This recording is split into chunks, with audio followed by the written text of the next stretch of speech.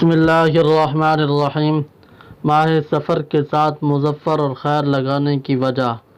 عام طور پر سفر کے ساتھ مظفر یا خیر کا لفظ لگایا جاتا ہے، یعنی کہا جاتا ہے کہ سفر المظفر یا سفر الخیر۔ مظفر کا معنی ہے کامیابی و کامرانی والی چیز کے، اور خیر کا معنی ہے نیکی اور بھلائی کے۔ زمانہ جاہلیت میں سفر کے مہینے کو منحوس مہینہ سمجھا جاتا تھا، اور آج کل بھی اس مہینے کو بہت سے لوگ منحوس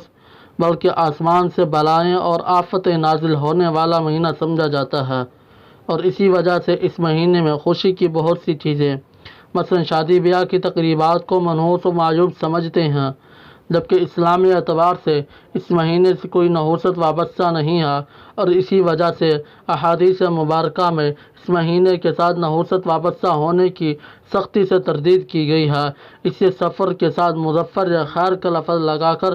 سفر المظفر یا سفر الخیر کہا جاتا ہے، تاکہ اس کو منحوس اور شر و آفت والا مہینہ نہ سمجھا جائے، بلکہ کامیابی والا بامراد مہینہ یعنی نیز خیر کا مہینہ سمجھا جائے، اور اس مہینے میں انجام دیے جانے والے کاموں کو نامراد اور منحوس سمجھنے کا تصور اور نظریہ ذہنوں سے نکل جائے۔